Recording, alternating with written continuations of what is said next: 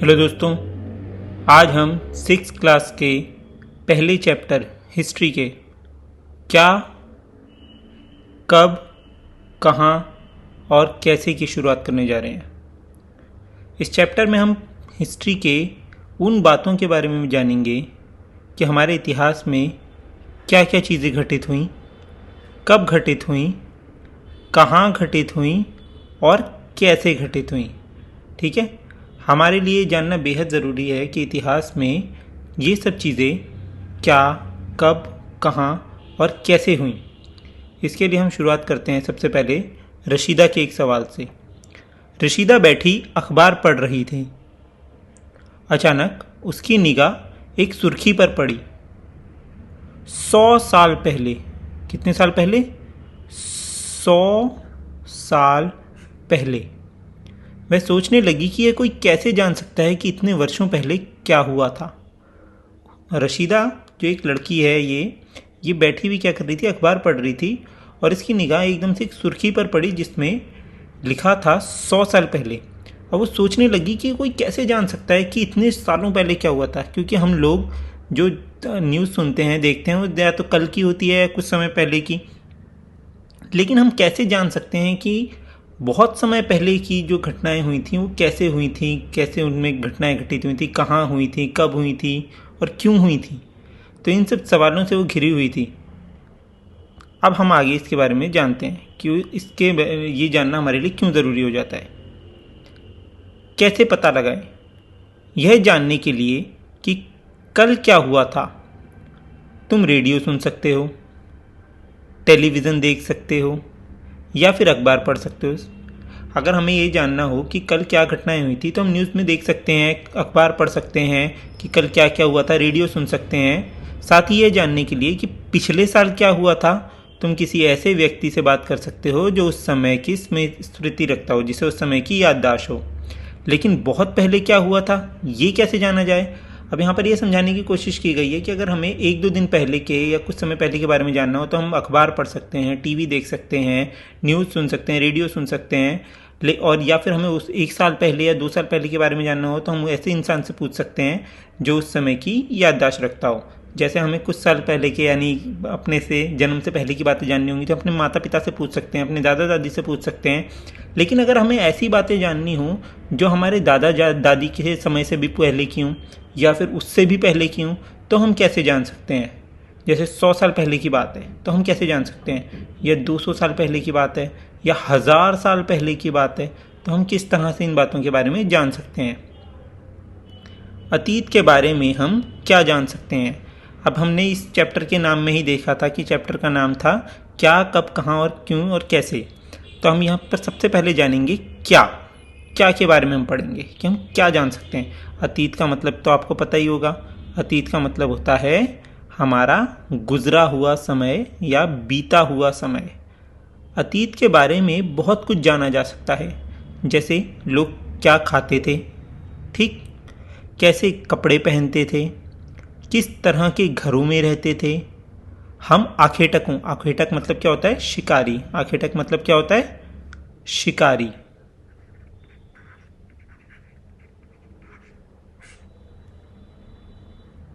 पशुपालकों, कृषकों, पशुपालक जो पशु को पालते हैं, कृषक किसान, शासकों जो शासन करते हैं, राजा, व्यापारियों, पुरोहितों यानी पंडितों, शिल्पकारों यानी जो पत्थर की मूर्तियाँ फिर बनाते थे या फिर मिट्टी के बर्तन बनाते थे, कलाकारों, संगीतकारों या फिर वैज्ञानिकों के जीवन के बारे में जानकारियाँ हासिल कर सकते हैं। ठीक है, हम क्या कर सकते हैं? हम क्या कर सकते हैं कि हम आखेटकों, शिकारियों, पशुपालकों, कृषकों, शासकों, व्यापारियों, पुरोहितों, शिल्पकारों, कलाकारों, संगीतकारों या फिर वैज्ञानिकों के जीवन के बारे में जानकारी हासिल कर सकते हैं। कुल मिलाकर जो अतीत में हमारे लोग रहे होंगे वो क्या काम करते थे, ठीक है, कैसे रहते थे, इन सब चीज़ों के बारे में हम जान सकते हैं। यही नहीं, हम यह भी पता कर सकते हैं कि उस समय बच्चे कौन से खेल खेलते थे। अब देखिए, आप लोगों ने भी बचपन में गेम खेले होंगे, अभी भी आप बच्चे हैं अगर, तो आप गेम खेलते होंगे, खेल खेलते होंगे। तो उस तरह आप किस तरह के खेल खेलते हैं? जैसे कुछ बच्चे क्रिकेट खेलते हैं, कुछ बच्चे फुटबॉल खेलते हैं, कुछ बच्चे पतंग उड़ाना पसंद करते हैं, कुछ लट्टू खेल चलाना पसंद करते हैं, या छुपन छुपाई और अलग बेहद अलग अलग तरह के खेल होते हैं। तो आप किस तरह का खेल खेलना पसंद करते हैं? ऐसे ही उस समय के यानी अतीत के जो बच्चे रहे होंगे वो किस तरह के खेल खेलना पसंद करते होंगे? कौन सी कहानियाँ सुना करते थे? जैसे आजकल आप भी अपनी कहानियाँ सुनते होंगे। अब तो कहानियाँ सुनने के बहुत अलग अलग माध्यम हो गए हैं। जैसे आप फिल्मों के द्वारा कहानी सुन सकते हैं, वेब सीरीज़ के द्वारा कहानी सुन सकते हैं, या रेडियो पे कहानी सुन सकते हैं, टीवी में कहानी सुन सकते हैं, या अपने घर के किसी बुजुर्ग से कहानी सुन सकते हैं। तो उस समय के बच्चे किस तरह की कहानियाँ सुनते होंगे, कैसी कहानियाँ सुनते होंगे, किससे सुनते होंगे, कौन से नाटक देखा करते थे, या फिर कौन कौन से गीत गाते थे? हम इन सब चीज़ों के बारे में जान सकते हैं। अतीत के बारे में हम क्या जान सकते हैं? हम अतीत के बारे में ये सब चीज़ें जान सकते हैं। अब आती है बात कि लोग कहाँ रहते थे। मानचित्र एक, ये देखिए यहाँ पर नीचे एक मानचित्र दिखाया गया है। ये अभी हम इसके बारे में बात करेंगे, पहले हम पढ़ लेते हैं फिर उसके बारे में हम जानेंगे। मानचित्र एक में पृष्ठ 2 पर नर्मदा नदी का पता लगाओ। ये हमसे बोला गया है कि नर्मदा नदी का पता लगाने के लिए हम तो सबसे पहले हम सीधा नर्मदा नदी का पता लगाते हैं। मानचित्र एक में ये रहा मानचित्र एक हमारा, जो कि पृष्ठ 2 पर दिया गया है। अब इसमें हमें बोला गया है कि हमें इसमें नर्मदा नदी के बारे में पता लगाना है। ये देखिए भारत का नक्शा आपके सामने है। पहले आप इसमें ढूंढिए कि नर्मदा नदी कहाँ है। देखिए फिर मैं बताता हूँ। आपने बिल्कुल ठीक ढूंढा। ये जो नदी है ये भारत के पूर्वी दिशा से शुरू होकर अरब की खाड़ी में जाकर गिर जाती है। ये मध्य भारत में निकलने वाली नदी है जिसका नाम है नर्मदा नदी। ठीक है, ये आपको पता ही होगा। ये हमारा नॉर्थ होता है, ये हमारा साउथ होता है, ये हमारा ईस्ट होता है और ये हमारा वेस्ट होता है। तो हमारे ईस्टर्न एरिया से निकलकर ये वेस्ट की तरफ अरब सागर में जाकर गिर जाती है नर्मदा नदी। ठीक, अब हम देखते हैं क्या हमारा नर्मदा नदी के बारे में क्या कह रहा है ये। कई लाख वर्ष पहले, कई लाख, ध्यान दीजिए, कई लाख वर्ष पहले, 1-2 वर्ष पहले नहीं या कुछ हजार साल पहले नहीं, कई लाख वर्ष पहले से लोग इस नदी के तट पर रह रहे हैं। ये जो नदी है ये आज की नदी नहीं है बेटा, ये नदी बहुत समय से बह रही है। कई लाख वर्ष पहले से ये नदी बह रही है और इस नदी के तट पर यानी इसके किनारों पर कई लाख वर्ष पहले से लोग रह रहे हैं। यहाँ रहने वाले आरंभिक यानी शुरुआती लोगों में से कुछ कुशल संग्राहक थे।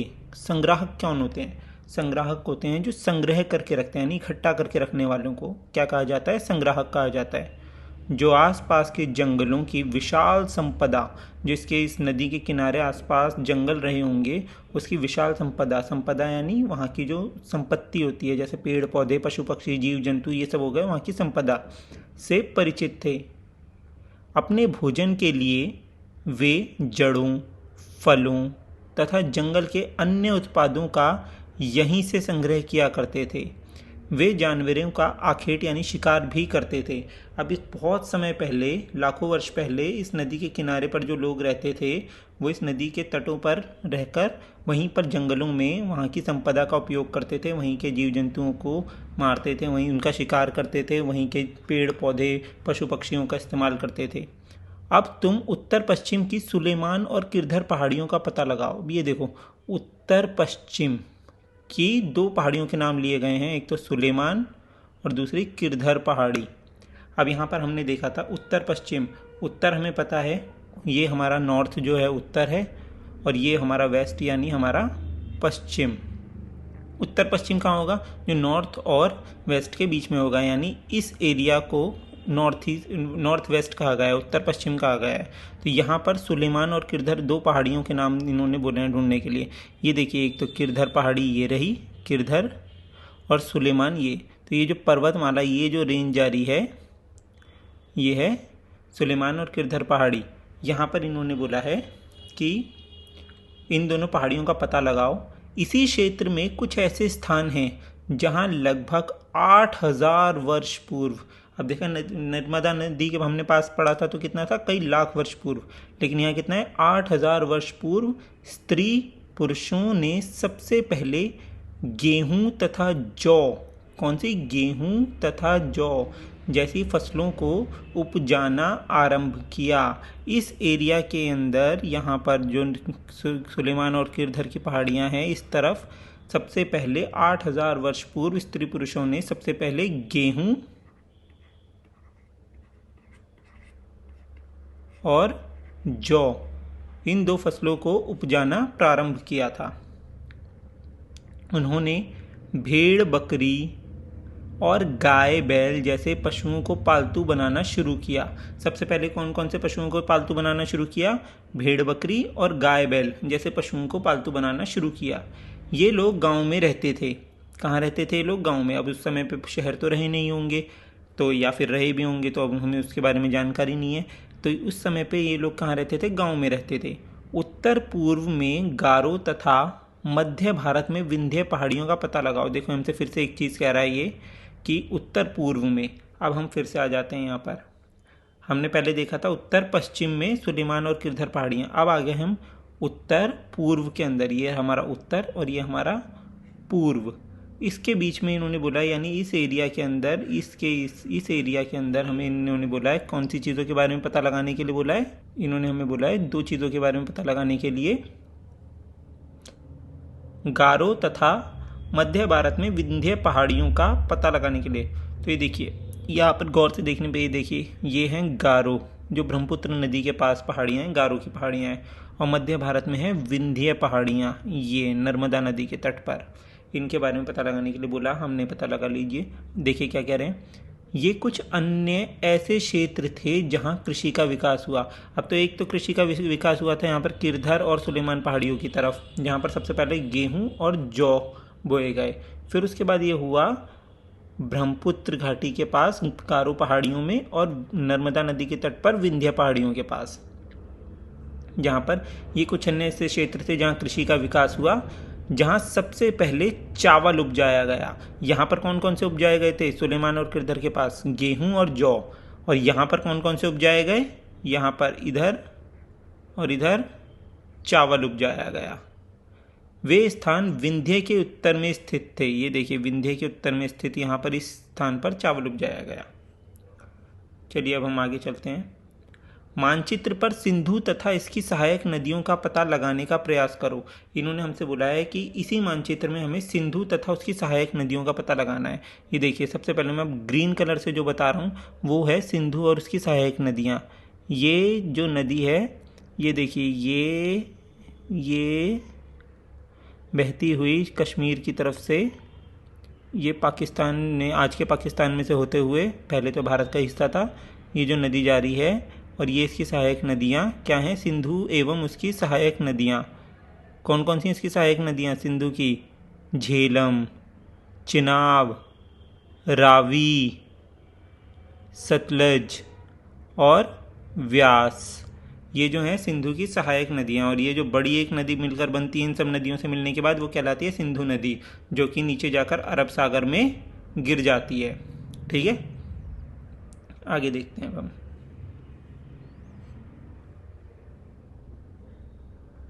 मानचित्र पर सिंधु तथा इसकी सहायक नदियों का पता लगाने के लिए कहा गया, जो कि हमने लगा दिया। सहायक नदियाँ, अब यहाँ पर सवाल आता है, सहायक नदियाँ किन्हें कहते हैं? सहायक नदियाँ उन्हें कहते हैं जो एक बड़ी नदी में मिल जाती हैं। अब देखिए, मान लीजिए एक नदी, बड़ी नदी है, बहती हुई जा रही है, और ये जो कुछ छोटी छोटी नदियाँ जब आकर इसमें मिल जाती हैं, यहाँ पर या आपस में इसमें आकर जुड़ जाती हैं, तो ये क्या कहलाती हैं? इसकी सहायक नदियाँ। सहायक नदियाँ उन्हें कहते हैं जो एक बड़ी नदी में मिल जाती हैं। लगभग 4700 वर्ष पूर्व इन्हीं नदियों के किनारे कुछ आरंभिक नगर, अब यहाँ पर ध्यान दीजिए, कुछ आरंभिक नगर। अभी हमने पहले देखा था सुलेमान और किरधर पहाड़ी के पास क्या थे? गांव। लेकिन यहाँ पर क्या है? 4700 वर्ष पूर्व इन्हीं नदियों के किनारे कुछ आरंभिक नगर यानी शहर फले फूले। गंगा व इसकी सहायक नदियों के किनारे तथा समुद्र तटवर्ती इलाकों में नगरों का विकास लगभग 2500 वर्ष पूर्व हुआ। अब देखिए, यहाँ पर जो है सबसे पहले ये इधर सिंधु का जो क्षेत्र है, यहाँ पर इस वाले एरिया में इन नदियों के किनारे सबसे पहले आरंभिक नगरों का विकास हुआ। ठीक, और इसके बाद जो गंगा नदी के किनारे, ये जो हमारी गंगा नदी है, ये हमारी गंगा नदी, और ये साथ में इसकी सहायक नदी यमुना। इन नदियों के किनारे जो नगरों का विकास हुआ वो हुआ 2500 वर्ष पूर्व। यहाँ पर इधर सिंधु के पास तो हुआ था लगभग 4500 वर्ष पूर्व, 4500 साल पहले, और यहाँ पर हुआ लगभग 2500 वर्ष पूर्व। तो इतने 2000 साल का फर्क है दोनों में। यहाँ पर गंगा तथा इसकी सहायक नदी सोन का पता लगाओ। अब देखिए हमसे बोल रहे हैं इसी मैप के अंदर कि गंगा तथा इसकी सहायक नदी सोन का पता लगाने के लिए कह रहे हैं। पहले हम थोड़ा सा मैप को साफ कर लेते हैं, बहुत ज़्यादा हमारा मैप देखने में समझ नहीं आ रहा है, तो इसलिए हम इसे पहले थोड़ा साफ कर लेते हैं। ये हो गया हमारा मैप साफ। यहाँ पर इन्होंने हमसे बोला है कि हमें दो नदियों का पता लगाना है, गंगा तथा इसकी सहायक नदी सोन। तो यहाँ पर ये देखिए, ये जो नदी है जहाँ पर मैं अभी पेन चला रहा हूँ, ये है गंगा नदी। ठीक है, ये जो जाकर आगे बंगाल की खाड़ी में गिर जाती है। इसकी सहायक नदी सोन कौन सी है? ये देखिए, ये जो है ये है इसकी सहायक नदी सोन। ये हमने इसका पता लगा लिया। अब गंगा की और सहायक नदियाँ कौन कौन सी हैं? एक है ये चंबल, जो कि सच मायनों में यमुना की सहायक नदी है, जो कि यमुना आगे जाकर गंगा से प्रयागराज में मिल जाती है। ठीक है, यहाँ पर अब आगे आ जाइए।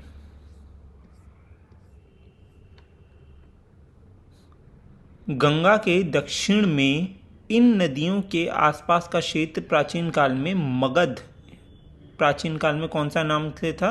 मगध, जो कि वर्तमान में बिहार नाम से जाना जाता है। ये देखिए ऊपर मैं दिखा रहा हूँ आपको, ऊपर ये इस नदी के नीचे का जो क्षेत्र है इधर का, ये वाला, ये क्षेत्र मगध नाम से था। किस नाम से था? मगध, जो कि भारत का एक बहुत ही इम्पोर्टेंट, महत्वपूर्ण क्षेत्र रहा है। इसके शासक बहुत शक्तिशाली थे और उन्होंने एक विशाल राज्य स्थापित किया था। देश के अन्य हिस्सों में भी ऐसे राज्यों की स्थापना की गई थी। लोगों ने सदैव उपमहाद्वीप के एक हिस्से से दूसरे हिस्से तक यात्रा की। अब यहाँ पर ये देखिए क्या लिखा है, उपमहाद्वीप।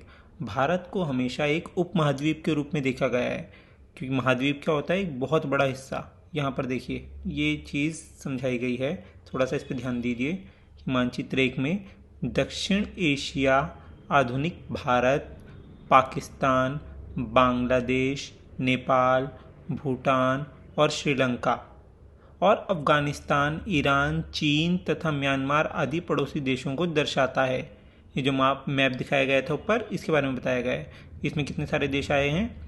इसमें आया है भारत, पाकिस्तान, बांग्लादेश, नेपाल, भूटान, श्रीलंका, अफ़गानिस्तान, ईरान, चीन, म्यांमार आदि पड़ोसी देशों को दर्शाया गया है। दक्षिण एशिया के एक महाद्वीप से छोटा है। जो हमारा भारत का ये जो इलाका है दक्षिण एशिया का, ये जो इस मानचित्र में दिखाया गया है, ये पूरा मानचित्र का हिस्सा जो है ये एक महाद्वीप से तो क्या है? छोटा है। लेकिन विशालता यानी बड़ेपन तथा बाकी एशिया से समुद्रों, पहाड़ियों तथा पर्वतों से बटे होने के कारण इसे प्राय उपमहाद्वीप कहा जाता है। क्या कहा जाता है? उपमहाद्वीप, यानी महाद्वीप से छोटा है, एक छोटे महाद्वीप के रूप में इसे जाना जाता है। लोगों ने सदैव उपमहाद्वीप के एक हिस्से से दूसरे हिस्से तक यात्रा की। कभी कभी हिमालय पता है ना आपको? ये देखिए हिमालय पर्वतमाला, ये जो है ये पूरी ये हिमालय पर्वतमाला है। ये देखिए हिमालय लिखा हुआ है, तो ये हिमालय पर्वतमाला है पूरी। कभी कभी हिमालय जैसे ऊंचे पर्वतों, पहाड़ियों, रेगिस्तान, नदियों तथा समुद्रों के कारण यात्रा जोखिम भरी होती थी। फिर भी ये यात्रा उनके लिए असंभव नहीं थी। अतः कभी लोग काम की तलाश में, तो कभी प्राकृतिक आपदाओं के कारण। प्राकृतिक आपदा यानी कि जो प्रकृति के द्वारा आपदा आती हैं, जैसे कि भूकंप हो गया, ठीक है, और क्या हो सकती है प्राकृतिक आपदा? अकाल पड़ना हो गया, ठीक, और क्या होती है? ज्वालामुखी का फटना, सुनामी, इस तरह की जो चीज़ें होती हैं वो क्या कहलाती हैं? प्राकृतिक आपदा कहलाती है। तो इसलिए कभी लोग काम की तलाश में, तो कभी प्राकृतिक आपदाओं के कारण एक स्थान से दूसरे स्थान जाया करते थे। कभी कभी सेनाएं दूसरे क्षेत्रों पर विजय हासिल करने के लिए जाती थी। पहले बहुत बहुत बड़े राजवंश होते थे ना बेटा, तो राज जो क्या करते थे वो एक जगह से दूसरी जगह पर हमला कर देते थे, तो इसलिए सेनाएं जाती थीं। तो क्या क्या कारण हो सकते थे एक जगह से दूसरी जगह जाने के लिए? एक तो हो सकती थी काम की तलाश, ठीक है, दूसरा प्राकृतिक आपदाएं, तीसरा सेनाओं के द्वारा हमला करने पर विजय हासिल करने के लिए।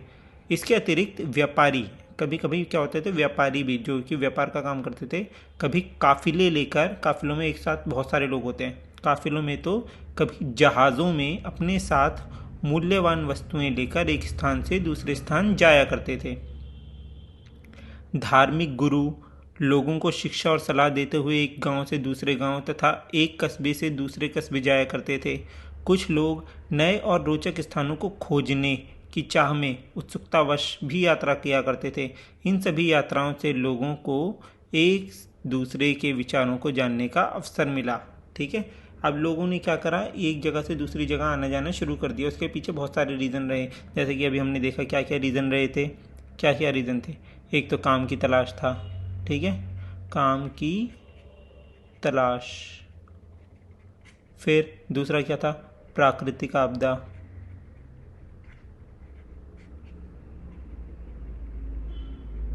तीसरा क्या था, व्यापारियों के द्वारा काफिले ले जाना, ठीक है। फिर और क्या था, सेनाओं के द्वारा विजय प्राप्त करने के लिए दूसरे राज्यों पर चढ़ाई कर देना। और क्या था, धार्मिक विचारों के द्वारा। इसी तरह से और बहुत सारे रीज़न थे जो लोग एक स्थान से दूसरे स्थान जाते थे। इससे क्या हुआ, सभी यात्राओं से लोगों के एक से दूसरे विचारों को जानने का अवसर मिला। अब ये आपके लिए एक प्रश्न है कि आपको बताना है कि आज लोग आज यात्राएं क्यों करते हैं, जो आज के समय पे लोग यात्राएं करते हैं वो क्यों करते हैं। तो आप इसको बैठ के सोचिए और लिखिएगा, एक कॉपी में प्रश्न का उत्तर लिखिएगा कि आज लोग यात्रा क्यों करते हैं। एक बार फिर से मानचित्र 1 को देखो। पहाड़ियाँ, पर्वत और समुद्र इस उपमहाद्वीप की प्राकृतिक सीमा का निर्माण करते हैं। हालांकि लोगों के लिए इन सीमाओं को पार करना आसान नहीं था।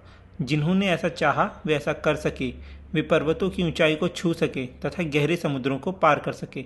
अब एक बार हम फिर से उपमहाद्वीप देखते हैं, जो हमारा भारत देश का उपमहाद्वीप है। ये यहाँ पर ध्यान दीजिएगा, इस उपमहाद्वीप को देखिए। यहाँ पर ये ऊपर हिंद वो हिमालय पर्वतमाला जो है, ठीक, नीचे इधर की तरफ हो गई बंगाल की खाड़ी, यहाँ हो गया अरब सागर, ठीक है।